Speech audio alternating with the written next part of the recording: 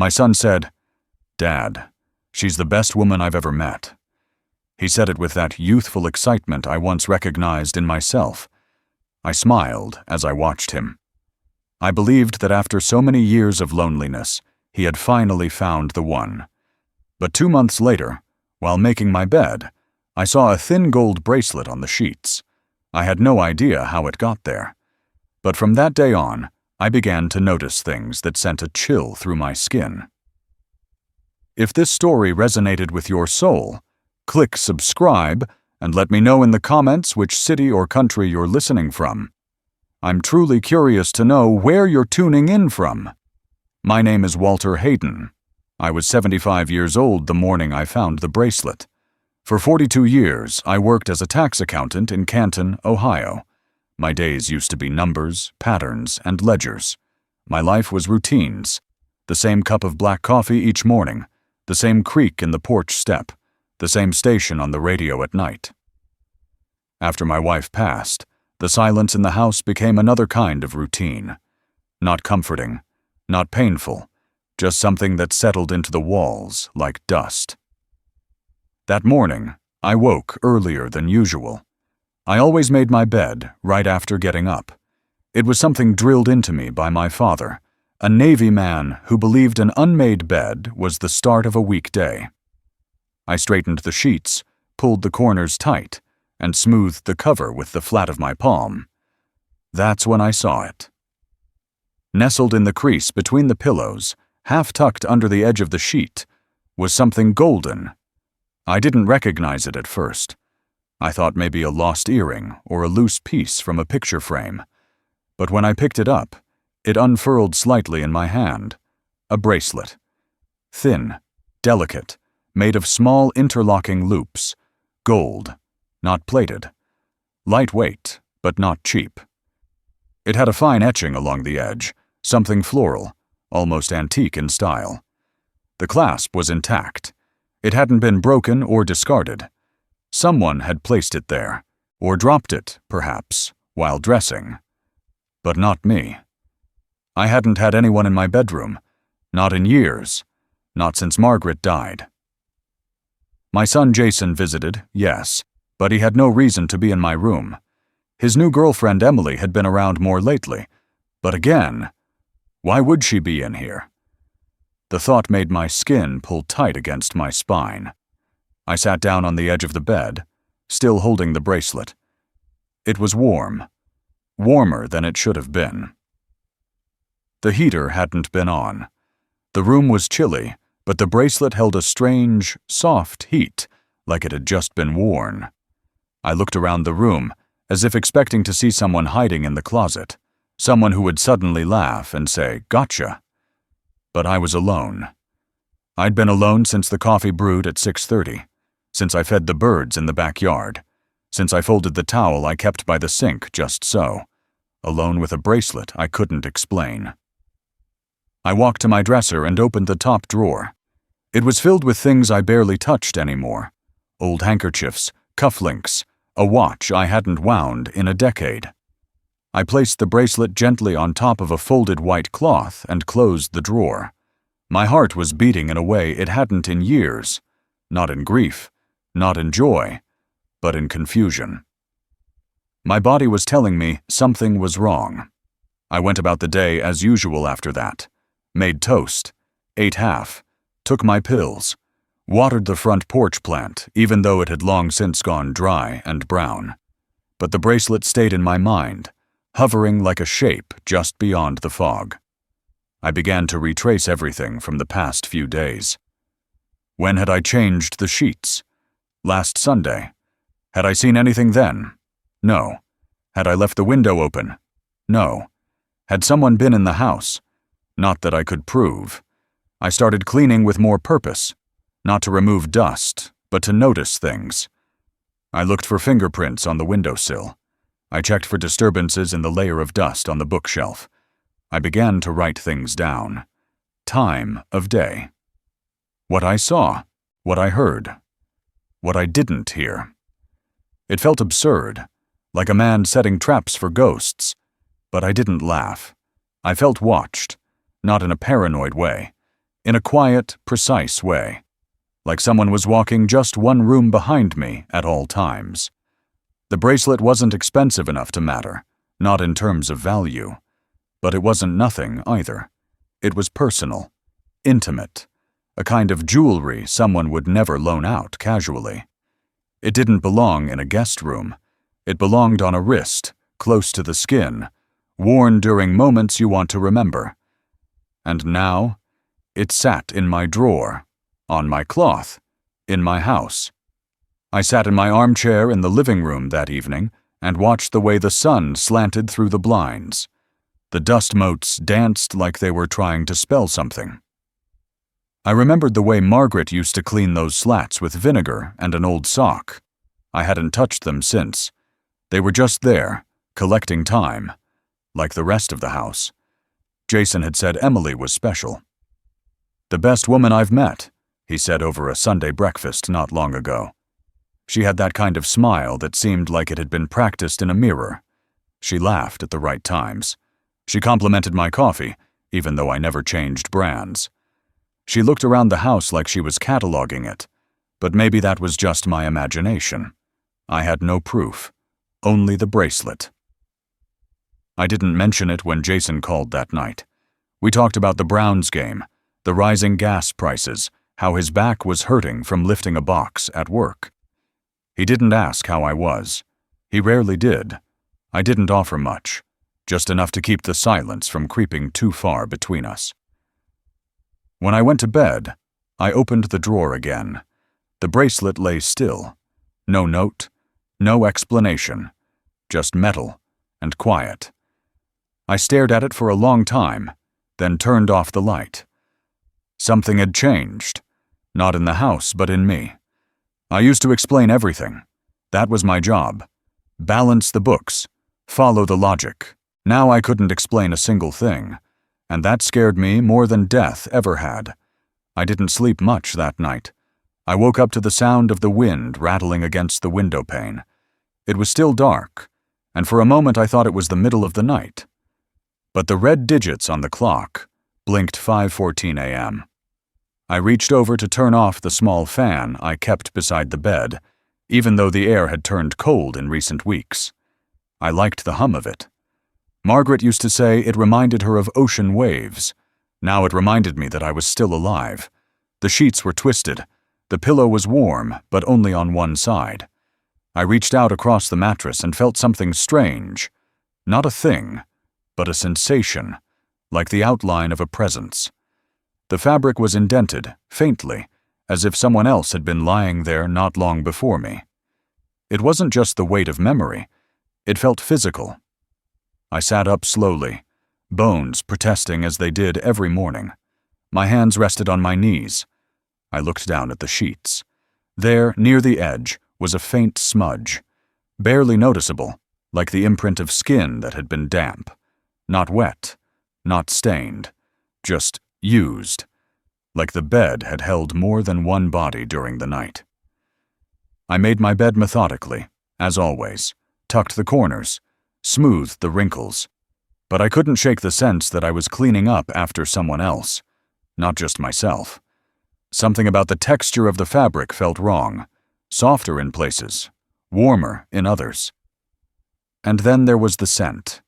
It wasn't mine, not soap, not detergent, not the musty hint of age and old books that had settled into the house after decades. This was sweet, faintly floral, like a perfume someone might wear when they wanted to be remembered without seeming too obvious. It reminded me of department stores and dressing rooms. It did not belong in my bedroom. I went to the bathroom and washed my hands. Twice. The mirror caught my reflection, creased, hollow-eyed, unsure. I hadn't seen myself as a man who second-guessed reality, but I had begun to wonder if my mind was playing with me, or if someone else was. After breakfast, I returned to the bedroom. I ran my fingers over the pillow again, pressing into the dip where my head should have lain. I measured the way the sheets fell, the tightness of the corners, the way the comforter held a fold that curved inward. These weren't just shifts from sleep. These were imprints, patterns, The bed remembered more than I did. I opened the drawer again to check if the bracelet was still there. It was. Untouched. Silent. Cold now. Not warm, as before. I closed the drawer slowly, almost as if sealing a box of questions I wasn't ready to ask. Not out loud. Not yet. At lunchtime, I sat in the living room with a sandwich I didn't finish. My appetite had changed lately. I couldn't tell if it was age or worry. I turned on the radio for noise, but kept the volume low. I listened not to the news, but to the silence in the hallway. The bedroom door was cracked open, and I caught myself glancing toward it every few minutes, waiting for a sound. A creak, a breath, a shuffle. By early afternoon, I changed the sheets, not because they needed it, but because I needed to reset something, to test a theory. I chose the blue set, plain, slightly coarser than the others. I made the bed again, crisp and square. Then I left the room untouched for hours. That evening, just before dinner, I returned. The scent was back. I bent down and pressed my face into the pillow. It was there. Stronger now. Not overwhelming, but undeniable. A different smell than mine. Softer. Powdery.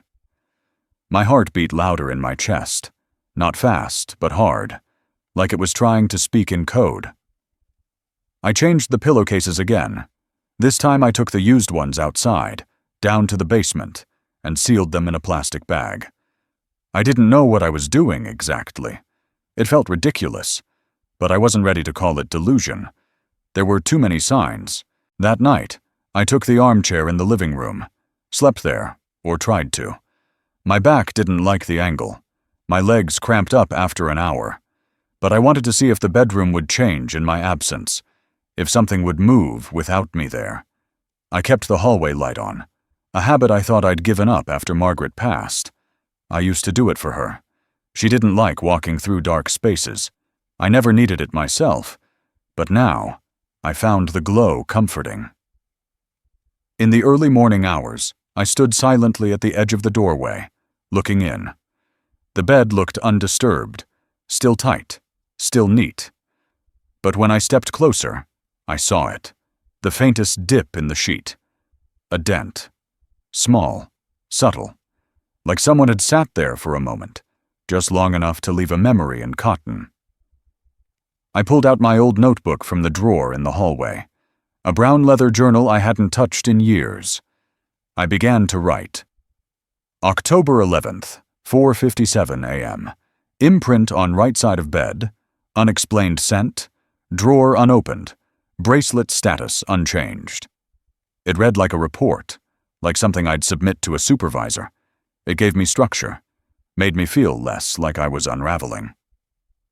I drew a small diagram of the mattress and marked the indentation. I felt calmer afterward, still uneasy, but anchored. That day I didn't mention anything to Jason. He called around noon, asked if I'd gotten the leaves raked yet. I told him I was thinking about it. He laughed, said autumn was making me lazy. I agreed because it was easier than explaining that my house had started whispering to me in linen and perfume. I checked the closet next. My closet.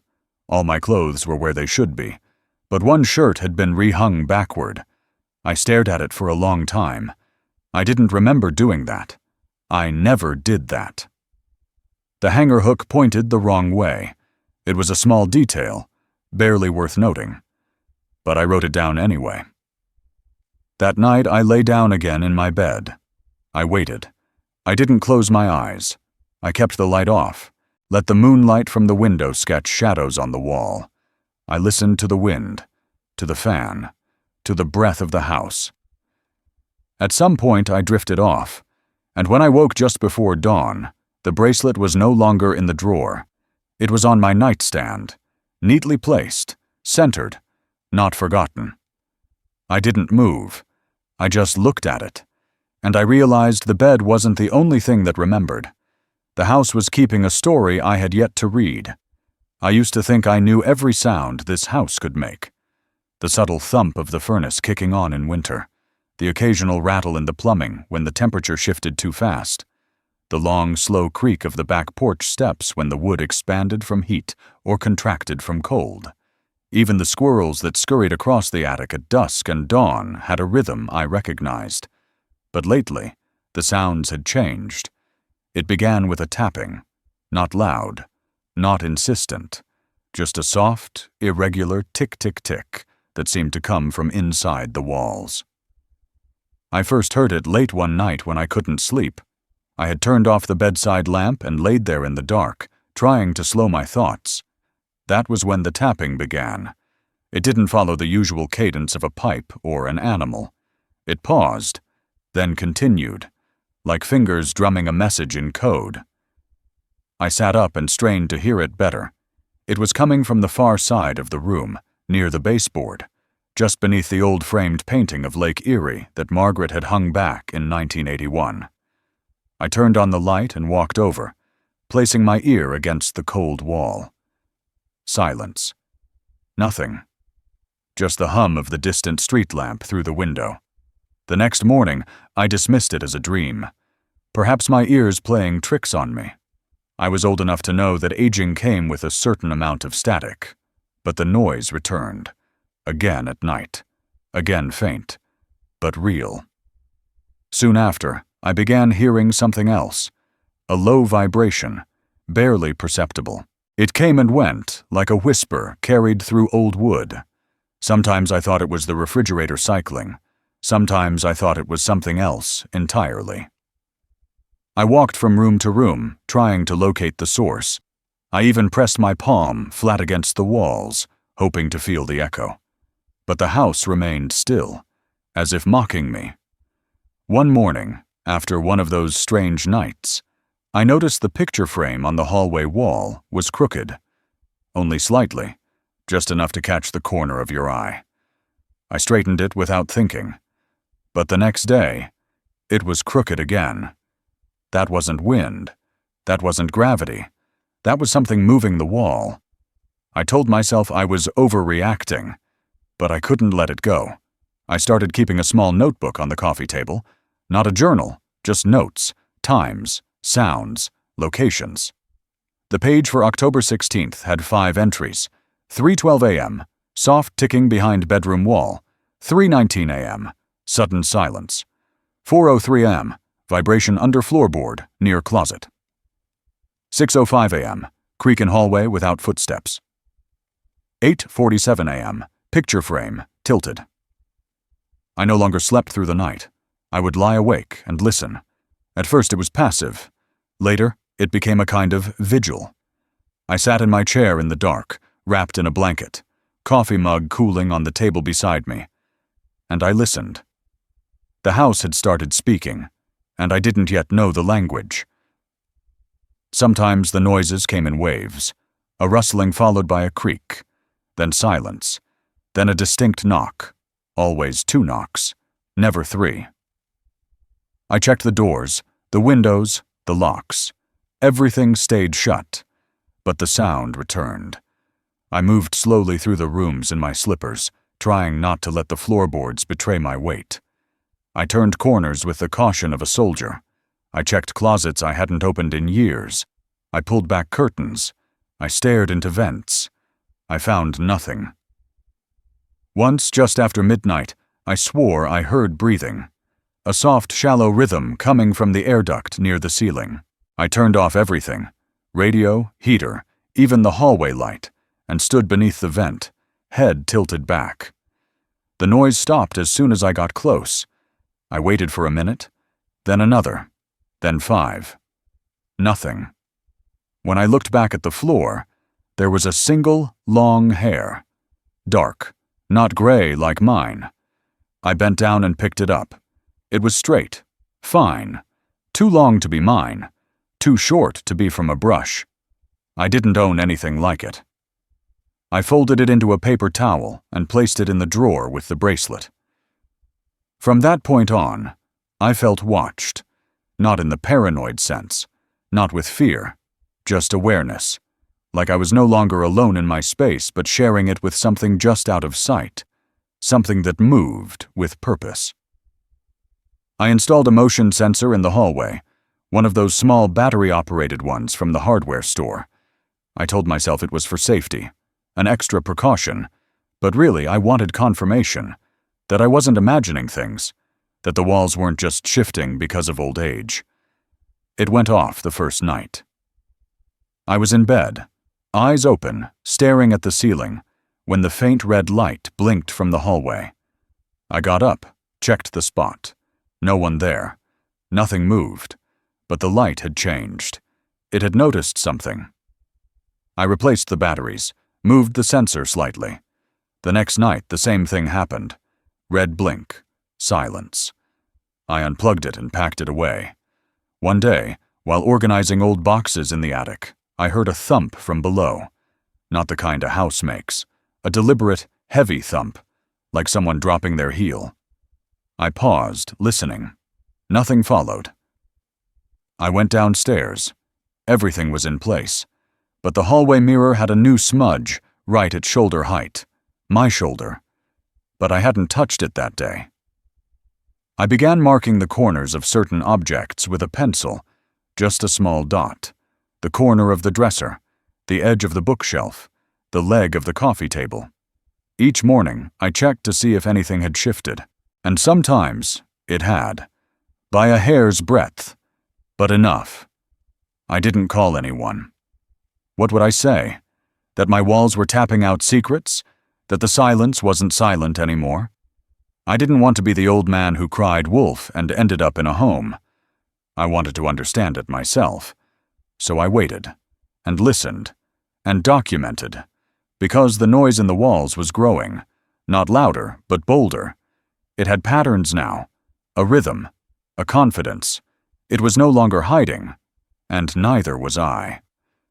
I had lived in that house for most of my life, long enough to know the quirks of every door hinge and the history behind every scratch on the floorboards. The second bedroom at the end of the hallway had once belonged to Jason before he left for college. After that, it became Margaret's sewing room for a while, then a guest room, then a place where I stored things I couldn't throw away, but didn't want to see every day. The kind of room that quietly gathered time. I hadn't gone in there for a while, not since the last time Jason visited months ago, but that morning, something tugged at me. A strange sense that something had changed. I opened the door and stood at the threshold, breathing in the stale air of undisturbed corners. Dust shimmered in the sunlight that cut through the faded floral curtains. It looked the same at first, but it didn't feel the same. I stepped in carefully, as if not to disturb something asleep. The room was quiet. Too quiet. No creaks, no tick of the old wall clock, no hum from the vent. Just stillness.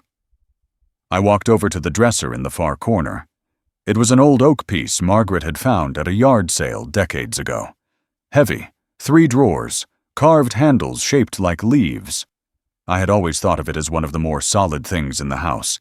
Imposing, sturdy, reliable. I opened the top drawer. Hand towels, extra pillowcases, a box of sewing needles still in its packaging. I opened the second drawer. Old birthday cards, spare light bulbs, a flashlight with corroded batteries. Then the third drawer.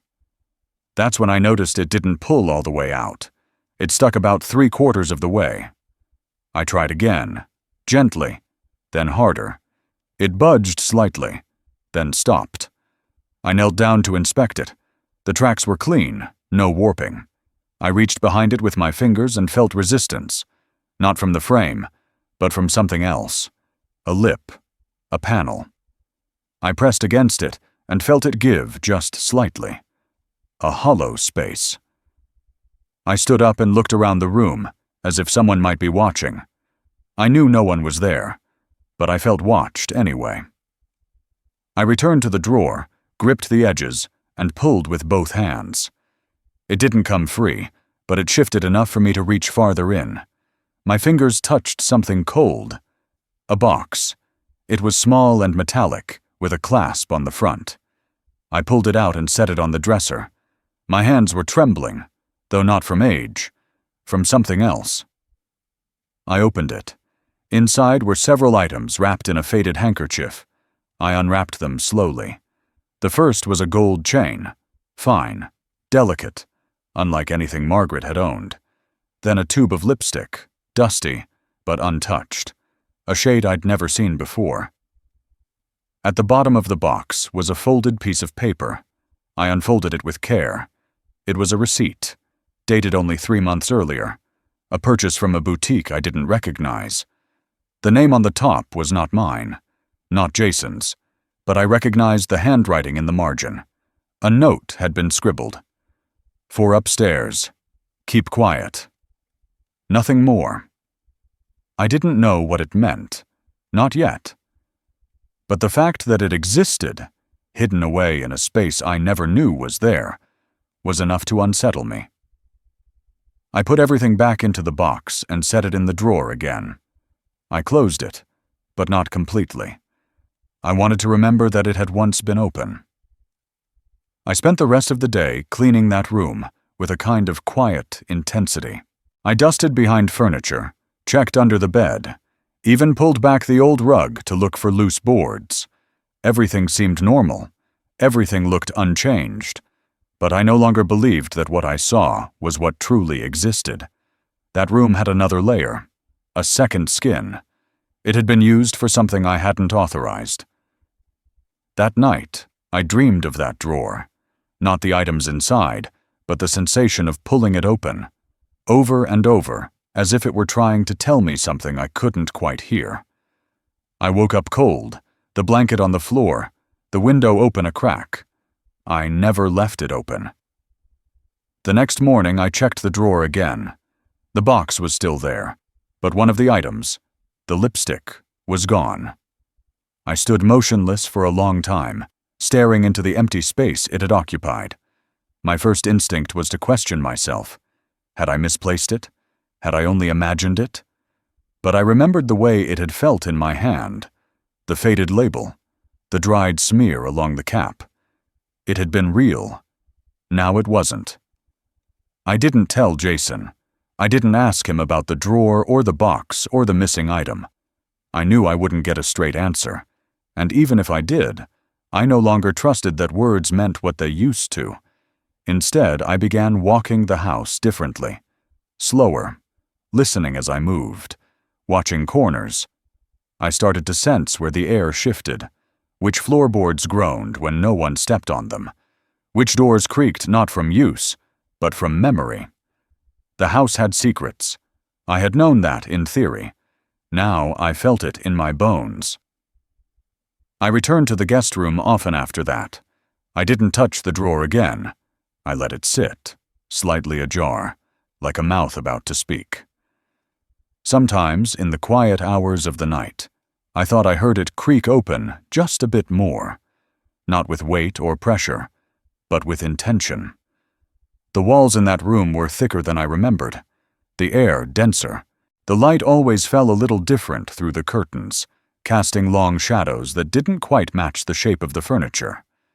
I stopped drawing them back. I let the shadows stay. They seemed to know more than I did. I began calling it the room with a double bottom in my mind. Not out loud, never out loud, just in passing thoughts, because that's what it was now, a place with layers, with depths that didn't show themselves unless they wanted to. A room that held other lives, other truths, and I had only just begun to peel them back. I noticed it in the early morning light, just as the sun pushed through the bedroom blinds and painted slanted bars across the floor. At first I thought it was a shadow or a trick of the light, but as I moved around the room, the shape stayed in place. A small gray sphere nestled between the legs of the nightstand and the wall, round, compact, and out of place. It was a ball of dust, not the kind that forms naturally in corners over time, not the soft scatter of lint that floats under furniture. This was deliberate, tightly formed, compressed, like it had been rolled between fingers. It didn't belong there. I bent down slowly, my knees protesting with a familiar stiffness, and picked it up with the tips of my fingers. It weighed nothing, but it felt dense. coherent, as if it had been made rather than formed. I held it in my palm for a long moment, turning it over, examining the way the gray fibers clung to each other. There were strands of hair in it, short, light brown, and a few almost translucent threads I couldn't place. Not mine. I hadn't seen hair like that in years. I stood up and placed the ball on top of the dresser, next to the glass jar I used for loose change. It sat there like an accusation. I didn't touch it again for the rest of the day, but I felt it in the room. It was too intentional, too strange. That day, I vacuumed the entire house, not out of cleanliness, but to reclaim something. The act of it gave me a sense of control. The movement, the noise, the weight of the machine dragging behind me, it all felt necessary. I paid extra attention to the bedroom, going over the floor 3 times. I even used the hose to clean around the baseboards. By the time I was done, I was sweating. My back ached, and my legs were sore. But the room felt sterile again, or at least it looked like it did. The next morning, the ball was gone. I hadn't thrown it away. I hadn't touched it. I checked the trash, the vacuum bag, the floor under the dresser. Nothing. It had vanished. I tried to dismiss it, told myself I must have knocked it over by accident. Maybe it had fallen behind something, but deep down, I knew better. Nothing in that house ever moved without leaving a trace, and this left none.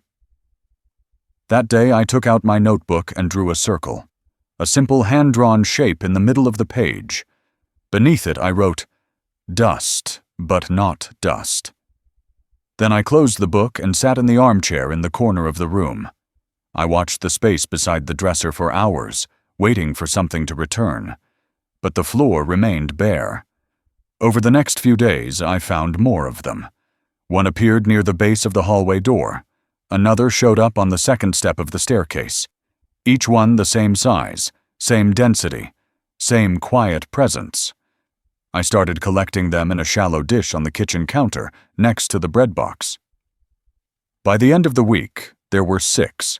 I showed them to no one. Jason called one afternoon to ask about a package. He said Emily had something shipped to the house by mistake. I hadn't seen anything, and I told him as much. He seemed irritated, said it should have arrived by now. I didn't mention the dust. How could I? What words would I even use? I began to develop a routine. Each morning I would walk through the house and check for new ones. Sometimes there were none. Sometimes I'd find one in a place I had already cleaned the day before, on a windowsill, beneath a chair, once even on the edge of the bathtub. I never heard them fall, never saw them appear. They simply arrived. I stopped sleeping in the bedroom, not out of fear, but because I wanted to know when it happened. I began sleeping on the living room couch with the hallway light on, and the door to the bedroom cracked open just enough to see the outline of the bed. I kept the house silent. No TV, no music. I listened. One night around 2 a.m. I heard a sound, a light thump, like something soft falling onto hardwood. I didn't move. I held my breath and stared at the open doorway. Nothing passed through it. No figure, no shadow. But I knew the sound. In the morning, I found another ball of dust, this time in the exact center of the bed I hadn't slept in. It was getting bolder.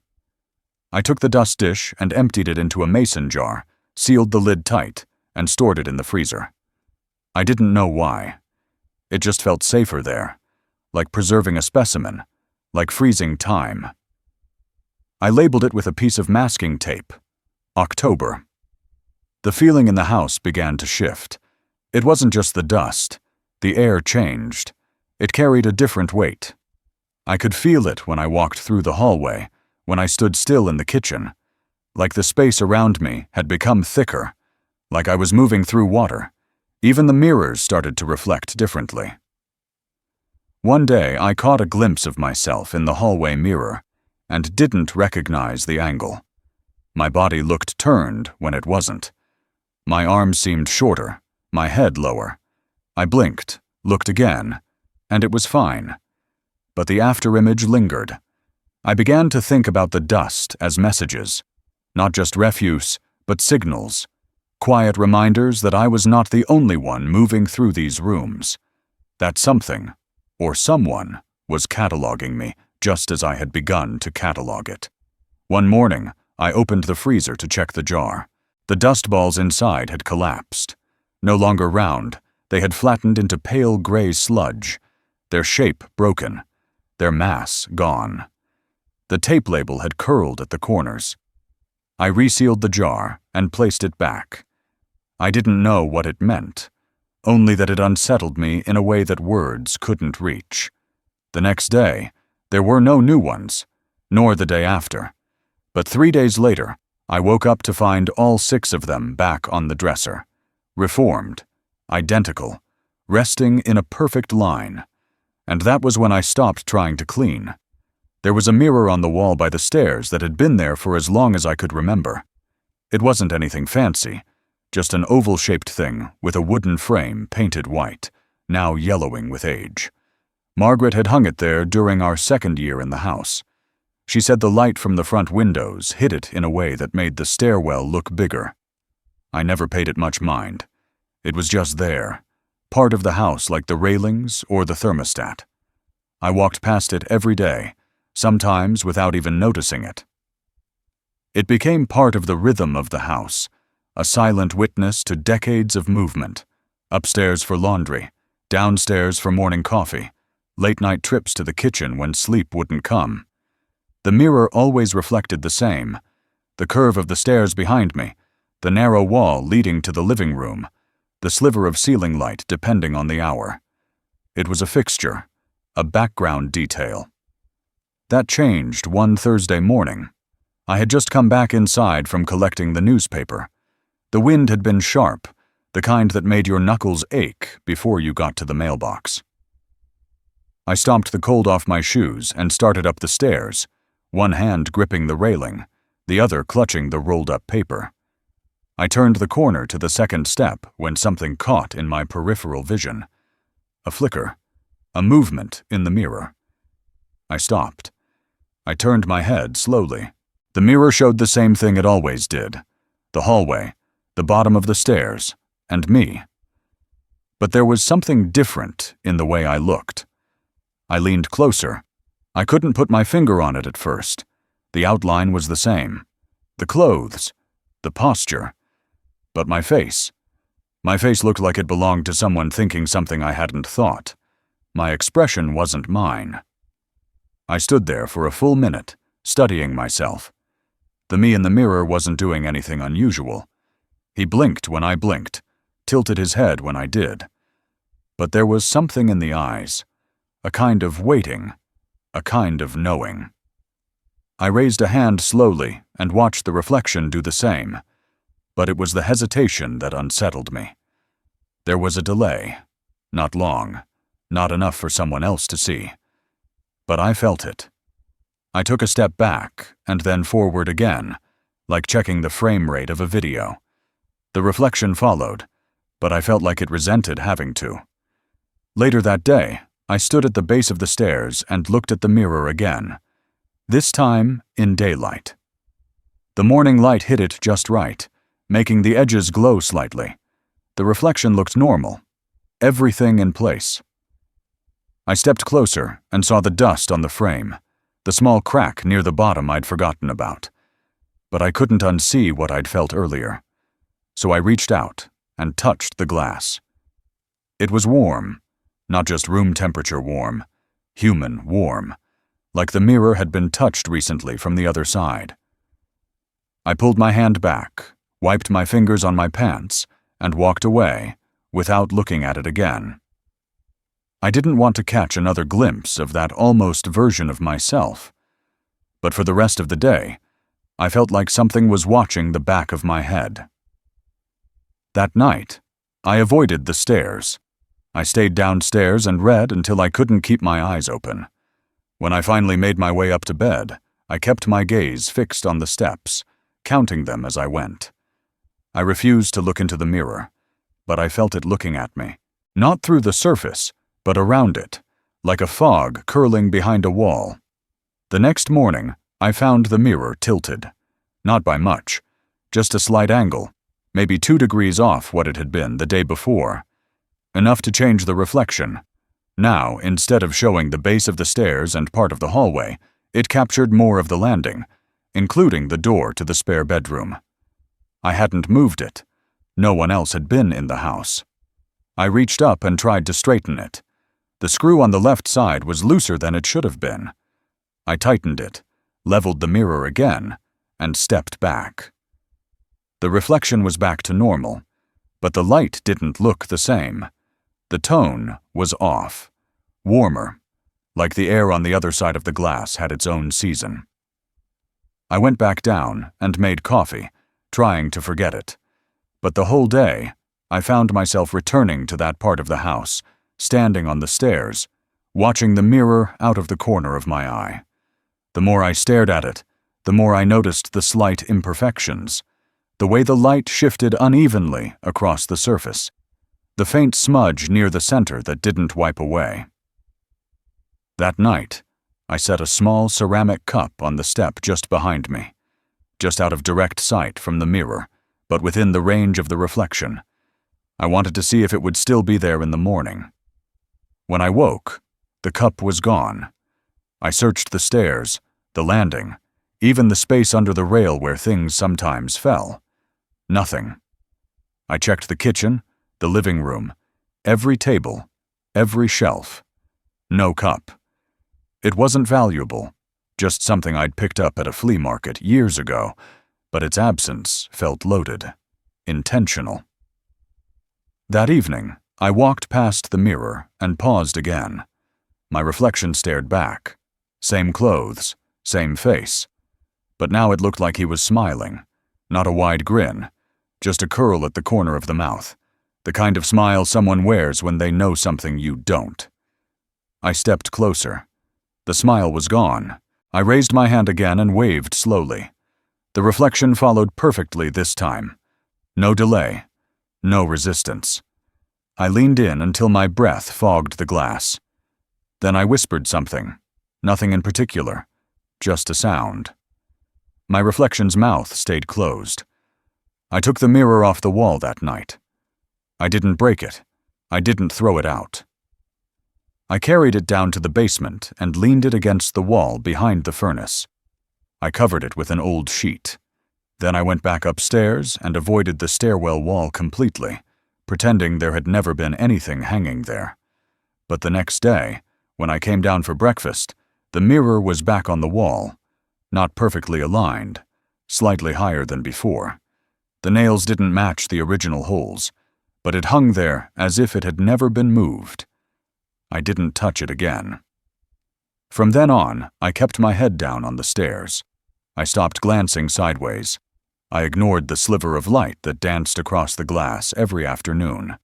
I didn't want to know if the reflection was still mine, because I was no longer sure it ever had been. There was a baby monitor tucked into the back of the hall closet. I hadn't seen it in years. It must have been left from when Jason brought the twins to visit one summer, back when they were small enough to need watching as they napped. The device had yellowed with age, the plastic casing brittle around the edges. I found it while rummaging through a pile of old electronics, looking for a spare extension cord. Something made me pull it out and set it on the hallway table. I didn't know why. It wasn't plugged in. It had no batteries, but it felt heavy in my hand, like a memory I hadn't fully processed. I left it there and forgot about it until the following night. I had just turned off the lights and settled into the armchair in the living room. I had started sleeping downstairs more often.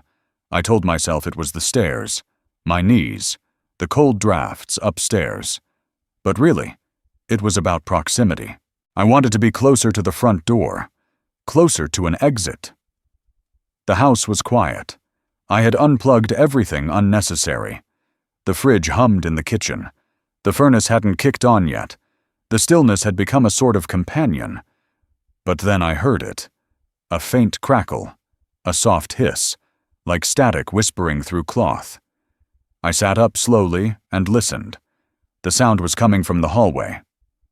When I walked to the table, I saw the baby monitor was on. The tiny green LED was glowing, pulsing slightly. There were no batteries in it. I had checked. I had even opened the compartment and left it ajar, the cover bent back like a loose tooth. But it was on. The speaker let out a soft burst of static again. Then nothing. I leaned closer, holding my breath. The house didn't move. The air felt denser around me, thicker with the weight of something just beyond understanding. Then, very clearly, I heard my name. It wasn't loud. It wasn't a shout. It was a whisper, but not in a hushed or frightened way. It was deliberate, slow, someone speaking directly into the microphone on the other side. Walter. It wasn't Jason's voice. It wasn't Margaret's voice, long gone now from memory and anything more than photographs and fading home videos. This was something else. Neutral, genderless, stripped of identity like the voice on an old answering machine. I stepped back. My hands went cold. I stared at the device. It stayed on, silent now, the LED steady.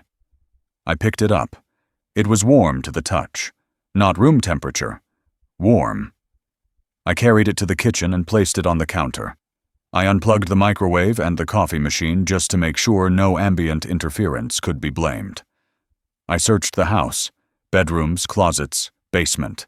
No other monitors. No transmitters. No phones left open on speaker. Nothing. The next night, it happened again. This time, it started with a low hum. A tone, like the beginning of a signal. Then the crackle. Then silence. Then my name again. Walter.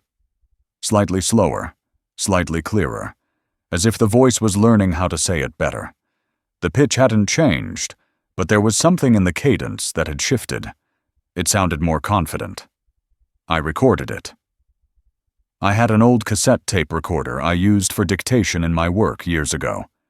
I hooked it up to a small microphone and placed it next to the speaker. I let it run for hours while I sat nearby, pretending to read. At 2:41 a.m., it spoke again. The tape captured it. I played it back. The static. The hum. The voice.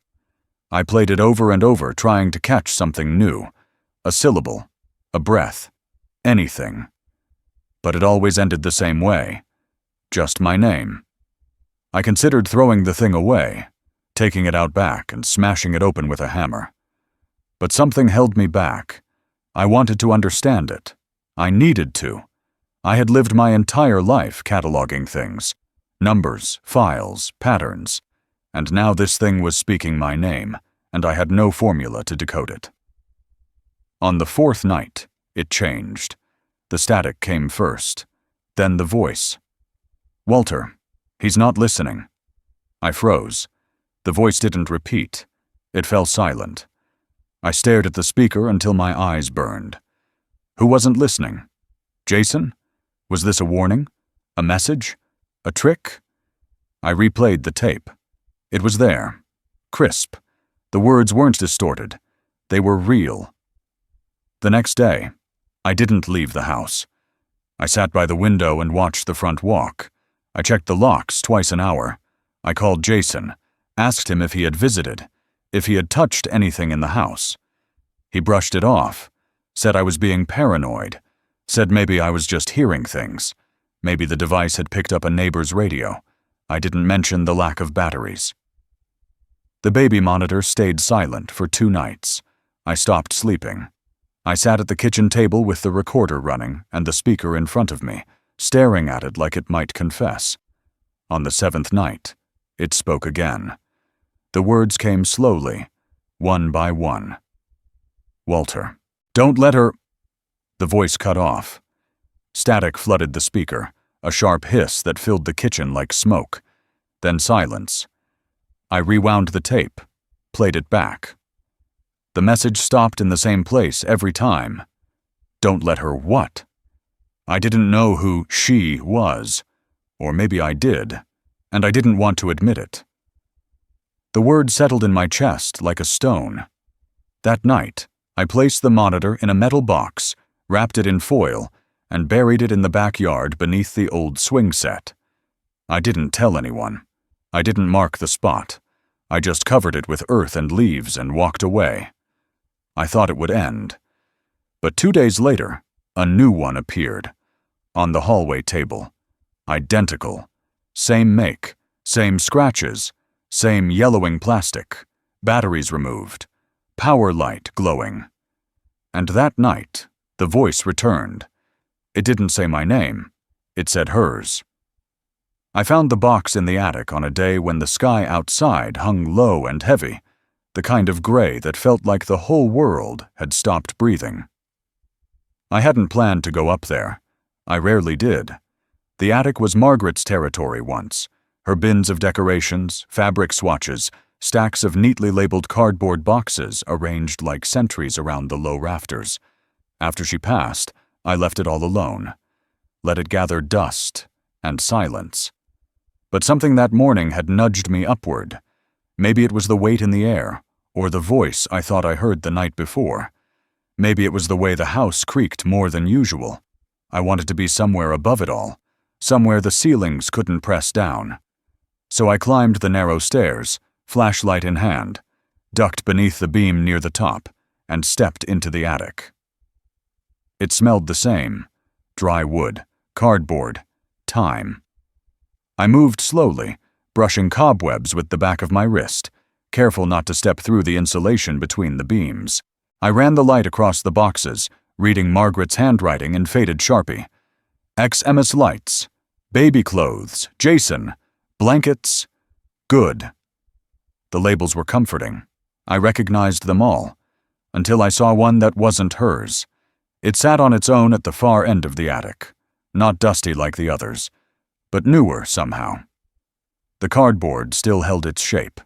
No label, no tape, just a dull brown box, sealed neatly, as though it had been placed there recently. I didn't remember putting it there. I hadn't been up in months, maybe longer. I would have noticed it. I knelt beside it and lifted the lid. Inside, nestled in layers of old tissue paper, were 3 black film reels. Actual 8mm reels, the kind we used decades ago before home video became digital. I hadn't used a projector in years, but I still had one tucked into a cabinet downstairs. I recognized the reels instantly. Same size, same weight, same brittle plastic hubs. None of the reels were labeled. I didn't open the other boxes. I didn't look around the attic again.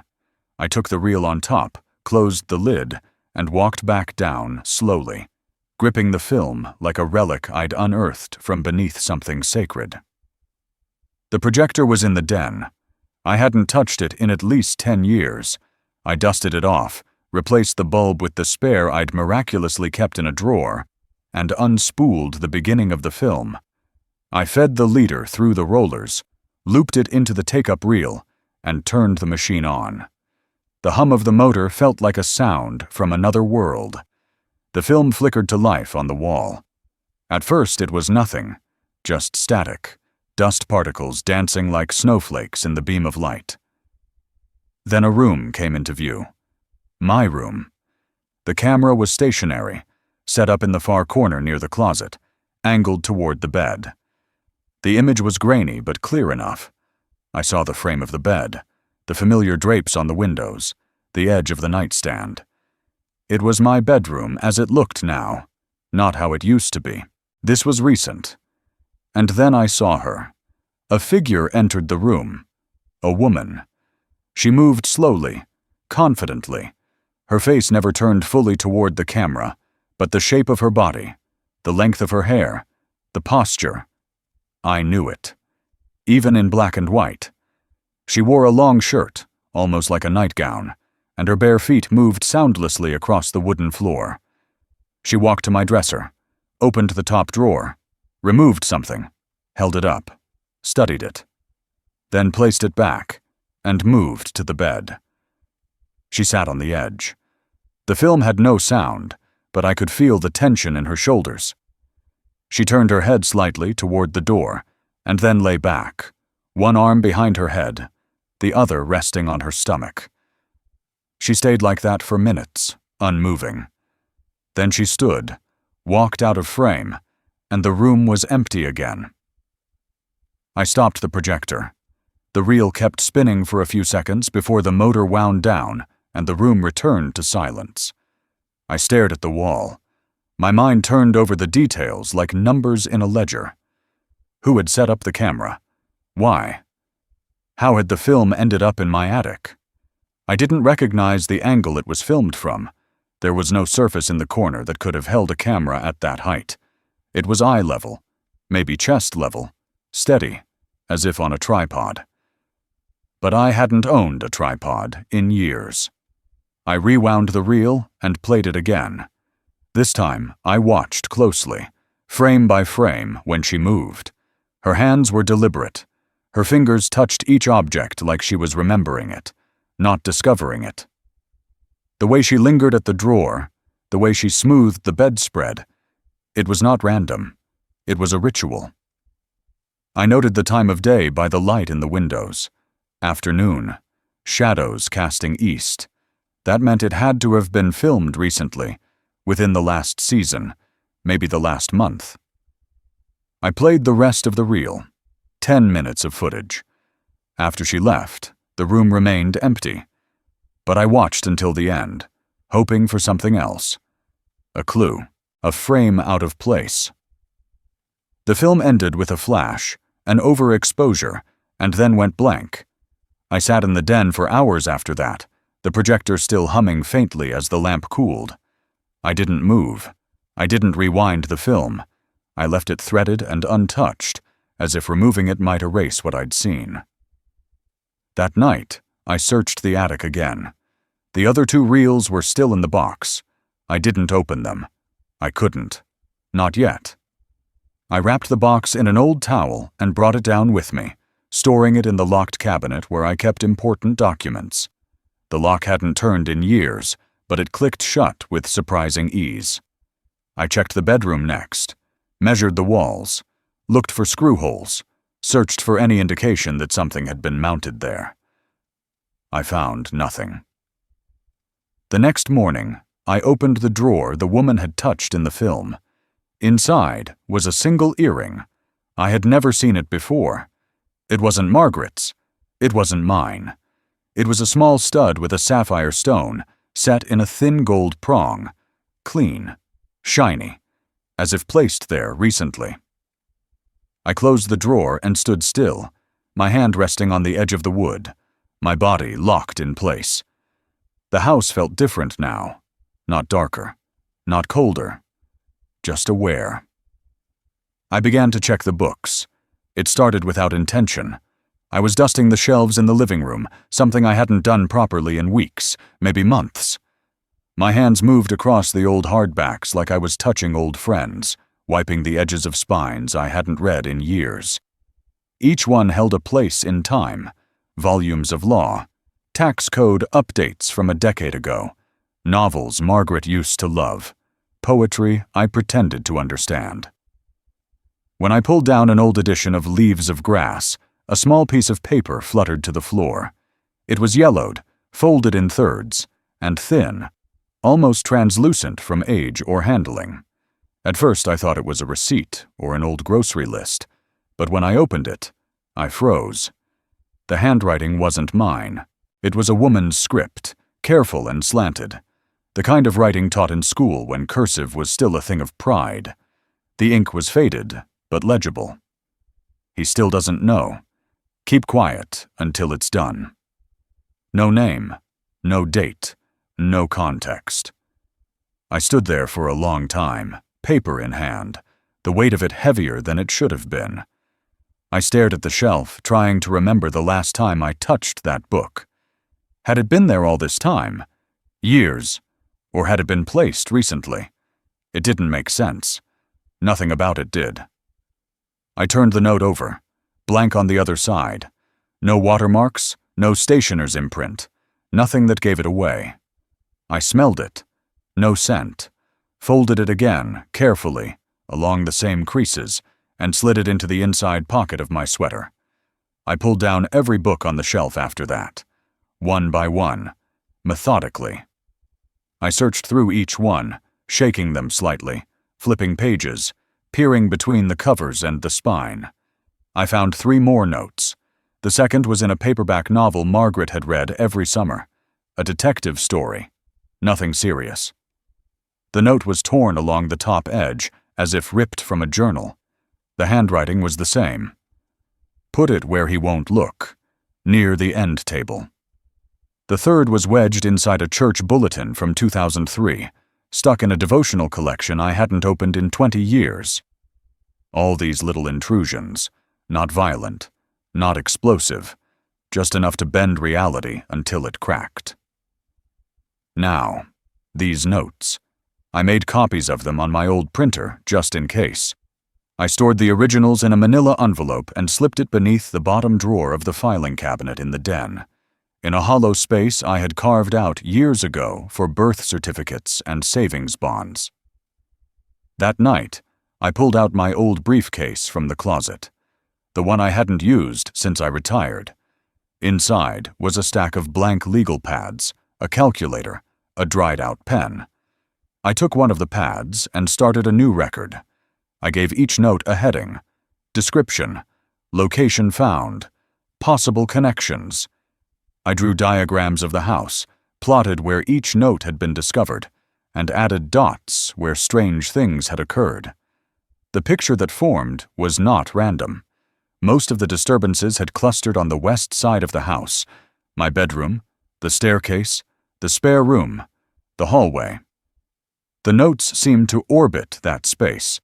It was like watching ink soak into paper, spreading in rings from a single spill. I began pulling open drawers I hadn't touched in years: the sewing cabinet in the hallway, the sideboard in the dining room, the bottom drawer of the hall table that always stuck when it rained. In the back of that drawer, taped to the underside of the interior frame, was another note. It read, "He moved the mirror. Try again when he sleeps." I dropped the note as if it had burned me. There was no longer any doubt. Someone had been in my home. Not just once, not just recently. Over time, repeatedly. Someone who knew my habits, my objects, my blind spots. Someone who communicated with another person using these fragments, these pieces of breath written in ink. It wasn't just intrusion, it was coordination. I rechecked every lock in the house that night. I pushed a chair under the doorknob in the bedroom. I slept with the light on, the envelope of notes tucked under my pillow. The next morning, I found a fresh note in the mailbox. It wasn't sealed. No envelope, just folded once and slipped between the grocery coupons and the water bill. Almost finished. Wait for the signal. The handwriting was the same, but this one was signed, just a single initial. I had always been meticulous with my finances. Even after retirement, I kept track of every withdrawal, every purchase, every automatic payment. Numbers had been my language for most of my life. Neat, absolute, without room for lies. I kept ledgers long after most people switched to spreadsheets. I trusted paper. I trusted ink. I didn't trust convenience. It was a Friday morning when I noticed the discrepancy. I had received the monthly paper statement for my checking account, something I specifically requested even though the bank nudged me toward paperless every other week. I sat at the kitchen table with my glasses on the tip of my nose, cross-referencing the transactions line by line with the notebook I kept in the drawer beside the sink. I always wrote down when and where I spent money, even if it was just for a gallon of milk or a stamp.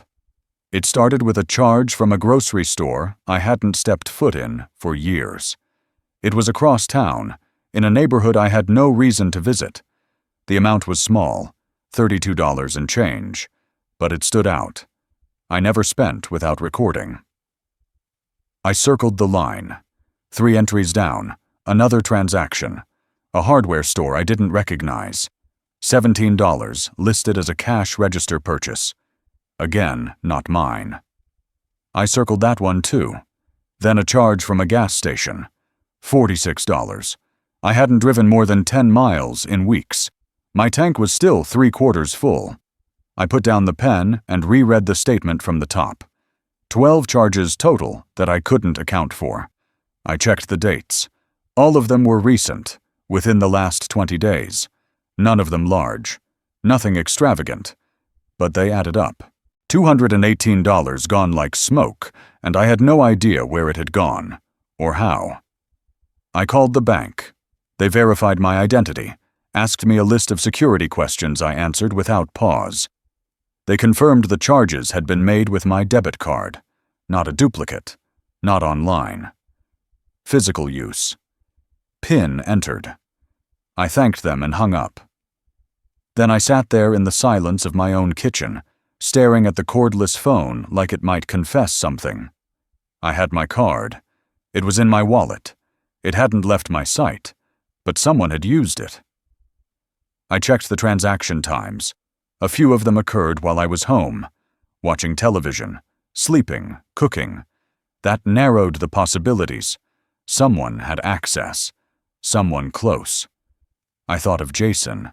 Then I thought of her. Emily. I wanted to dismiss it. I wanted to believe that whatever was happening had a rational explanation, that the bank had made a mistake, that the charges were clerical errors, but the weight in my chest told me otherwise. I opened the drawer beneath the phone and pulled out my stack of past statements. I went back 4 months, August, July, June. The first signs were there, faint, a transaction here, another there.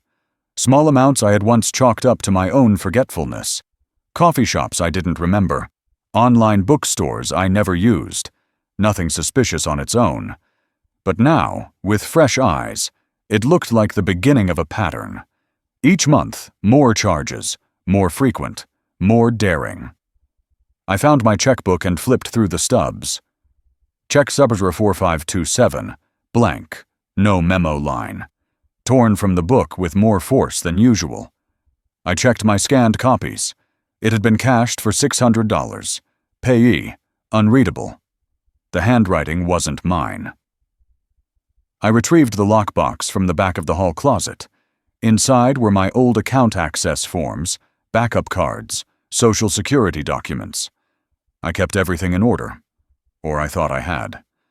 2 of the spare checks were missing. I never noticed. I never looked. The feeling that settled in my bones then was not fear. It was something colder, a kind of stillness that came from betrayal. I didn't know who yet, but I knew why. I had resources. I had a house. I had something someone wanted, and they thought I wouldn't notice. They thought I was too old, too tired, too far gone to track pennies and dimes. They thought I would shrug at missing dollars like a man misplacing his glasses.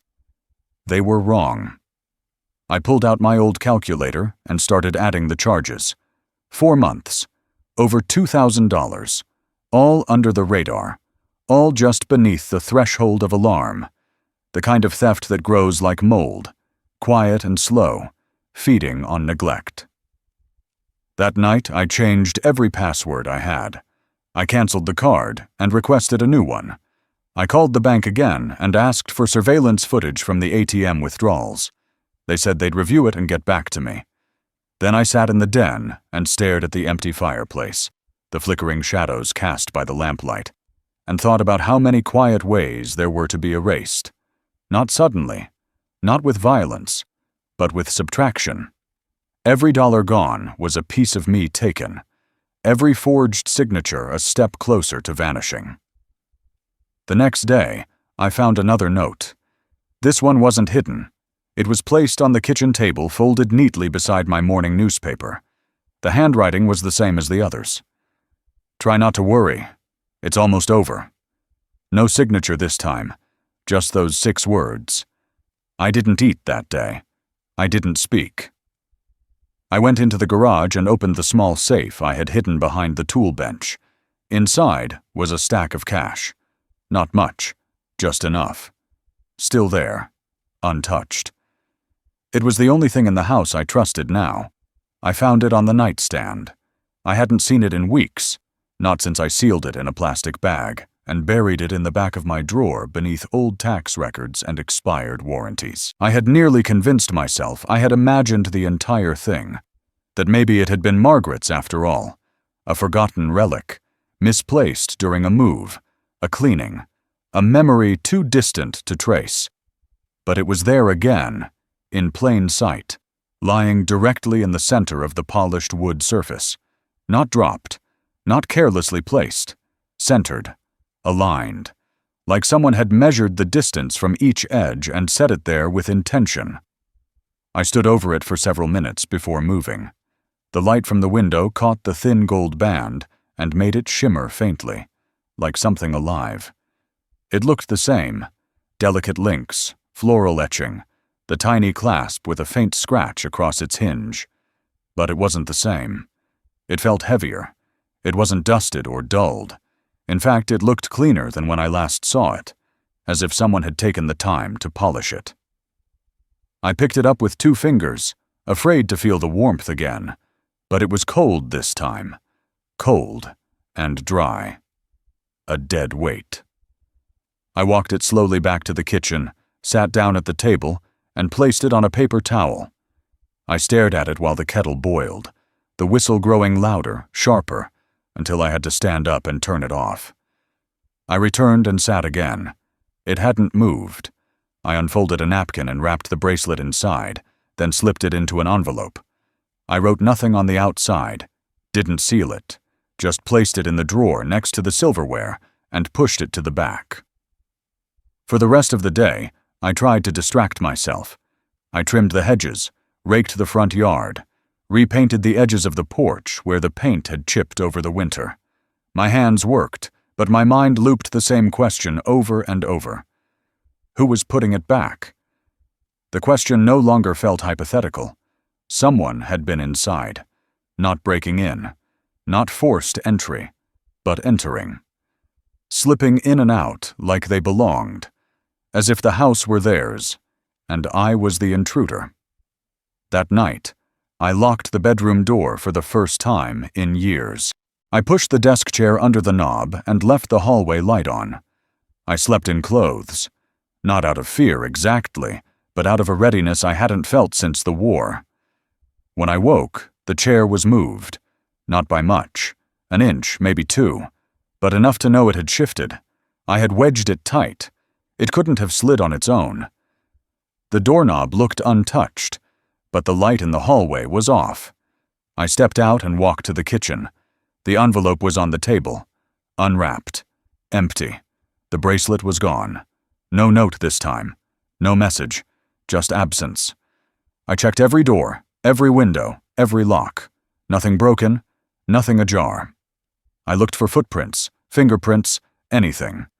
The house was as it always was, calm, clean, still. But I knew what I had seen, what I had placed, what had vanished. I went to the basement. I dug through Margaret's old boxes until I found the one labeled storage glass. Inside were mason jars, mismatched lids, a few chipped saucers. I took one jar, rinsed it clean, and dried it twice. I left it on the counter. That evening, I didn't cook. I didn't read. I didn't turn on the television.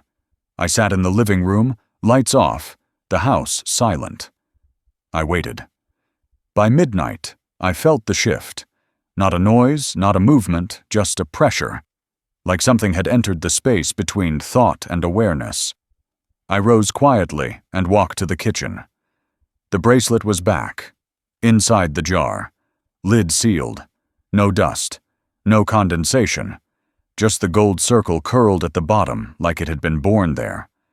I didn't open it. I didn't touch it. I labeled the lid with masking tape. Return to. I placed it on the shelf above the sink, between a cracked salt shaker and an old timer with a broken bell. For the first time in weeks, I felt calm. Not safe, not resolved, but calm. I spent the next day sorting through old receipts, account statements, boxes of photographs. I wasn't looking for anything in particular. I just needed to see the past with clearer eyes. I came across pictures of Jason as a boy, Margaret holding him up on her shoulder, his hand in hers. I didn't remember him ever buying her jewelry, not like that. But there was one photo, faded and poorly framed, of a much younger Jason, maybe 15, standing in front of the fireplace with a girl I didn't recognize. She wore a bracelet. It looked the same. I turned the photo over. No date, no name. I left it on the table. The next morning, it was gone, and the bracelet was back on my pillow. It was just after 7 in the morning when I noticed the silence, not the usual kind that filled the house, the soft, aging silence of an old structure with old air. This silence had weight. It pressed down against my chest as I descended the stairs, each step creaking with a familiar groan. The kind of silence that felt curated, sculpted, unnatural, like something had left, but not before taking the atmosphere with it. I walked through the hallway first. The mirror was still on the wall, though it no longer reflected quite right. The angle was off again, despite my efforts to recenter it days before. I didn't stop. I moved past it as if walking too close might wake something. The living room was undisturbed, the throw blanket folded, the television remote where I always left it, the dent in the seat cushion still there from the night before. The kitchen, too, appeared untouched, but it was in the kitchen that I first felt it. The absence. The jar was gone, the one with the bracelet. I had placed it on the top shelf near the broken timer, labeled in my own handwriting, sealed tightly. I had checked it the night before going to sleep. Now the space was empty, the dust outline where the jar had rested like a ghost of glass. I opened the cabinets. Nothing. I checked the trash, the recycling bin, the sink. Gone. Not broken, not misplaced. Taken. I sat at the table. My hands rested flat against the wood, the grain beneath my fingers a reminder that something still existed in its original form. My tea kettle hissed behind me, but I let it whistle into the walls. I was listening for something else. Movement, breath, the kind of soft intrusion I had grown familiar with. There was none. I walked to the front door and opened it. The morning was crisp, sky pale and blank. No cars passed. No dogs barked. The neighborhood was still asleep or pretending to be. The mailbox was empty. For once, no flyers, no bills, no folded notes without envelopes. I closed the door and checked the locks. All latched. The stairs creaked under my weight as I made my way to the spare room. It smelled like it always did, dust and old wood. But I could feel the difference. The air wasn't stale. It was disturbed, like someone had walked through recently. The impression of presence, but without a shadow. I moved to the dresser. Third drawer. I pulled it open slowly. The lining paper had been shifted. The small indentation in the center, where I once found that silver chain, was smooth now. Flattened. As if a hand had pressed down gently, erasing the memory of what had rested there. I checked the closet. The hangers were spaced too perfectly. No sway, no imbalance, just absence. On the floor beneath the coats, I found a single paperclip. It was bent into a near straight line. That was all. I sat on the edge of the bed and looked around the room. This had never been my room. Not really. Not even when Jason lived here. It had always belonged to someone else, even when unoccupied. That feeling was stronger now. Ownership had shifted. I spent the rest of the morning cataloging, not in my notebook, not on paper, in my mind. Each drawer, each shelf, each door opened and closed. I moved room to room, silently confirming the things that remained. The radio on the mantelpiece, the photograph of Margaret and me at the lake, the clock in the hallway, always 5 minutes behind. But small things were missing. The ashtray on the porch I hadn't used in 10 years. A blue pen I kept beside the rotary phone. The chipped saucer Margaret used for her rings. Gone. Individually, they were meaningless. Together they formed a pattern, not a theft, a migration, as if the house was slowly being emptied without violence, as if each item was being called somewhere else. That night I went to bed without changing clothes. I turned off the lamp and waited in the dark. No creaks, no thumps, just stillness. When I woke the next morning, the house was colder. I checked the thermostat, unchanged, but the air carried something else, a hollowness, like the walls had receded a few inches during the night. I moved back through the house. The den was untouched. The bathroom mirror fogged from my breath and nothing else. In the kitchen, the window above the sink was unlocked. I never left it that way. I stood there for minutes, hand on the sill, waiting for a breeze to justify what I felt. There was none, just a curtain that refused to move. I found the envelope of notes later that afternoon. It had been in the filing cabinet. Now it sat on the coffee table, perfectly centered. The notes were gone. All except one. It read, "Time's up." No initials, no handwriting I recognized, just black typewriter font on thick paper. I burned it in the fireplace, watched the edges curl inward like leaves drying in reverse. Ash floated upward and disappeared before reaching the flue. That night, I didn't lock the doors. I left the front porch light off. I didn't sleep. And in the hour just before dawn, when the sky was too dark to call morning but too pale to be night, I heard the floorboard in the hallway shift. Just once. Not heavy. Not fast. Just enough to let me know. Someone had left. The house was quiet, not in the way it had always been, but in a new way. Final. Like a courtroom after the verdict. The kind of silence that comes only after the last gavel falls, when everyone leaves their chairs, and there's nothing left to say. I had heard many kinds of silence over the years. Lonely silence, grieving silence, the empty quiet of a morning without a voice on the other side of the table. But this one was different. It was not waiting for anything. It had already decided. I moved through the rooms slowly that morning, not out of caution, but with the reverence one gives a place that has just buried something sacred. I didn't speak. I didn't turn on the radio or the lamp or the faucet. The air inside had the stillness of a held breath, as if the walls had chosen not to exhale. I stood in the hallway, looking at the mirror. It no longer showed anything unusual. No angle was off. No image delayed. Just an old man standing in a house that had run out of time. There were no more notes. No more voices.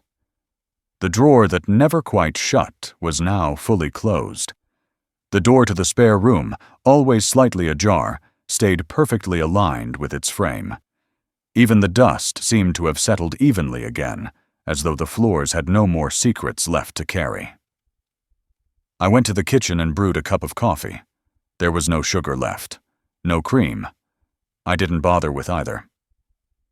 I sat at the table with the mug warming my hands and looked out the window. The world outside was in motion. A woman jogged by with her headphones in. A delivery truck pulled up across the street. A crow landed on the power line and watched me for a while, then flew off without a sound.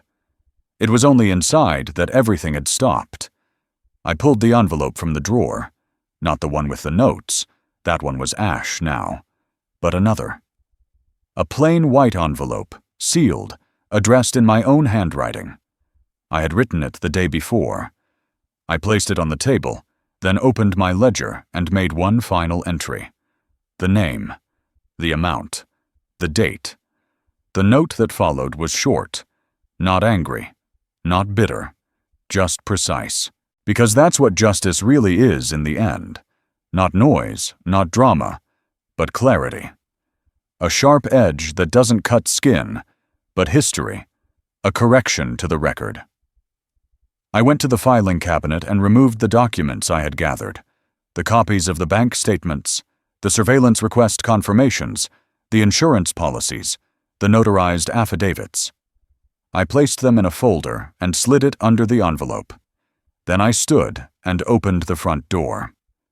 The morning sun was dull, gray behind the clouds, but steady. I stepped outside, walked down the porch steps, and left the front door open behind me. I didn't lock it. I walked around the side of the house to the shed. Inside were the boxes I hadn't touched in years. I pulled out the one labeled Estate. Margaret had started it. I had finished it. It contained everything needed for the kind of exit no one talks about, but everyone thinks about eventually. I removed the power of attorney papers, the updated will, the instructions for the bank, the letter for Jason. He would read it. Eventually. He would understand. Not immediately, not easily, but he would understand. Because when the silence comes not from absence, but from design, it speaks louder than anything. I spent the rest of the day tidying. I dusted the bookshelves. I swept the porch. I packed a small suitcase with 3 shirts, 2 pairs of trousers, and the photograph of Margaret on the lake, her hair pulled back, her eyes closed, the wind catching the corner of her smile. I left the suitcase by the back door. That night, I didn't sleep in my bed. I sat in the living room with the lamp off and the curtains drawn. And I waited. But nothing happened. No voice, no tapping, no shifted objects. The house had emptied itself, not just of them, of everything that didn't belong to me. And in that stillness, something settled in my chest. Not relief, not pride, just quiet. A reckoning. Not for what was taken, but for what was restored. The next morning, I took the suitcase and walked to the car. I didn't look back at the house. There was no need. It no longer held anything that wasn't mine. And in the silence it left behind, I finally heard myself again.